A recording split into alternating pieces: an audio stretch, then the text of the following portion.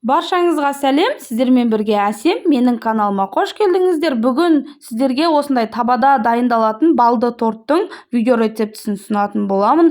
Міндетті түрде соңына дейін көріңіздер, менімен бірге болыңыздар, бірге жасап көрейік. Үнемі қонақ келген кезде де және де балаларыма да, жолдасыма да осы видео рецепті бойынша жасап беремін. Бірден әдемі, тез дайындалады. Ең бірінші осылай қызып тұрған табамызды жай отқа қойып, осылай керекті мөлшерде балымызды салып, жақсылап араластырып отырамыз. Біркелкі масса болғанша дейін осылай жақсылап тез-тез араластырып отырыңыздар.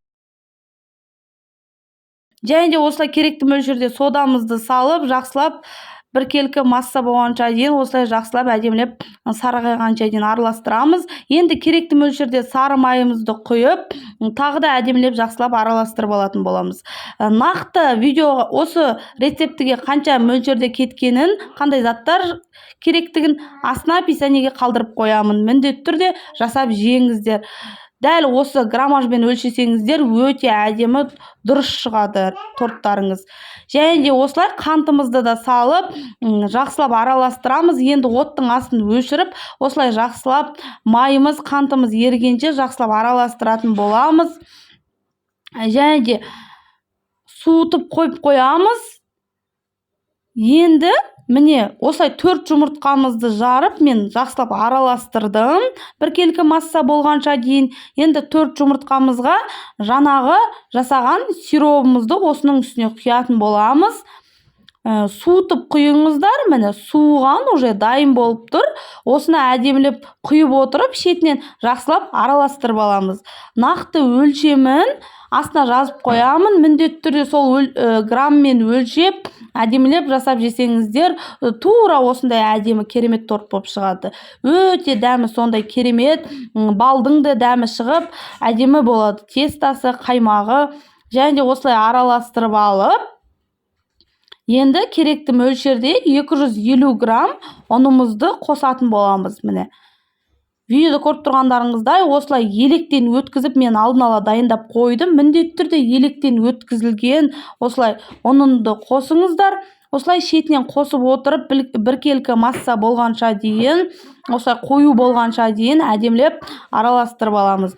Нақты осы сұйықтыққа 250 грамм ұн қолдандым мен.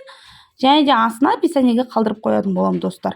Міне осындай қою, әдемі масса шықты. Міне видеода көріп тұрғандарыңыздай. Енді асты жабыспайтын, осындай дұрыс пісетін әдемі табамызға пісіретін боламыз. Менде міне осындай құймақ пісіретін табам бар. Осындай әдемі біркелкі күшті болып піседі. Осыған ең бірінші кезекте бірінші коржымызды салатын кезде осылай май құйып, жақсылап астына жағып аламыз.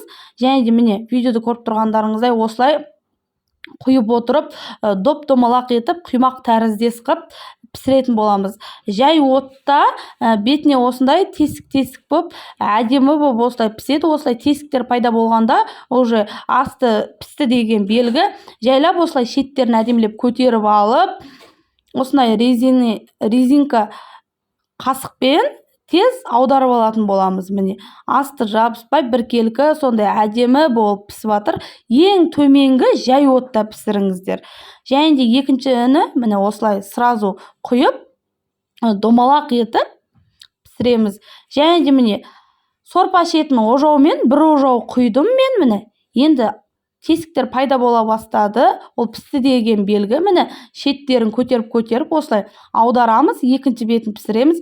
Бірінші бетіне қарағанда екінші беті тез піседі. Осылай көтеріліп, жұмсақ әдемі болып пісті корждары. Міндетті түрде жасап жеңіздер, керемет болып шығады. Тез дайын болады. Және де осы нақты рецептіні өлшеп жасасаңыздар, қонақтарға да қоюға болады. Керемет болып шықты. Және де енді осылай кальцомыздың көмегімен домалақ етіп, корждарымызды шеттерін бөліп, осылай домалақ тәріздес етіп аламыз. Домалақ қып осылай әдемі қып біркелкі етіп алдым. Корждарымның өлшемін бәрін бірдей қып алдым. Ал енді видеода көріп тұрғандарыңыздай кремін дайындайтын боламыз. Мен алдын ала тоңазытқышқа, яғни холодильникке 20% қаймақты салып қойған болатынмын. себебі мұздап өзінің формасын сақтап әдемі болып тұрады қаймағымыз. Және де соны қаймақты холодильниктен алып, осылай 500 грамм қаймаққа вареный сгущенкамызды, керекті мөлшерде вареный сгущенкамызды қосып, біркелкі осындай масса болғанша дейін араластырып аламыз. Крем дайын болды, енді тортымызды жинаймыз. Осылай беті тегіз тәрелкемізге енді тортымызды жинайтын боламыз. 2,5 ас қасықпен 2,5 қасықтан қаймағымызды салып отырып, осылай жағып, біркелкі етіп, әдемілеп жинап аламыз. Менде көтеріліп әдемі піскен 6 коржы шықты. Және де осылай шеттеріне де жағып, әдемілеп жинап алатын боламыз. 22 сантиметрлік, диаметр 22 сантиметрлік табаға пісірдім мен тортымды, 6 коржы шықты. Және де айта кетейін, менің каналымда тағы да басқа осылай табаға пісірілетін торттың видео рецептілері бар. Міндетті түрде көріңіздер, өте әдемі, тез дайындалады. Және де басқа да тағам түрлері бар. Ал енді осылай печенье мен сыртын әдемілеуге, әрлеуге осындай печенье қолдандым. 3-4 печеньені осылай майдалап алып, шетіне, үстіне осылай кольцо қылып сеуіп шықтым. Және де ортасына осындай жаңғақ септім. Греческий орех осылай әдемілік үшін осылай әдемілеп сеуіп алдым. Өте дәмді, керемет болып шықты. Дастарханға қойып ұсына берсеңіздер де болады, және де тоңазытқышқа қойып қойсаңыздар да болады. Міне ортасы сондай биік болып, әдемі болып шыққан. Міндетті түрде жасап жеңіздер. Видео рецепті ұнаса, поделиться батырмасын басып, жақындарыңызбен бөлісіңіздер. Комментарийге өз пікірлеріңізді қалдырып қойыңыздар, достар. Каналыма тіркеліп қойыңыздар, қоңыраушаны басып қойыңыздар. Жаңа видео рецепті шыққанда алғашқылардың бірі болып көріп отырасыздар. Лайк басып қойыңыздар, достар.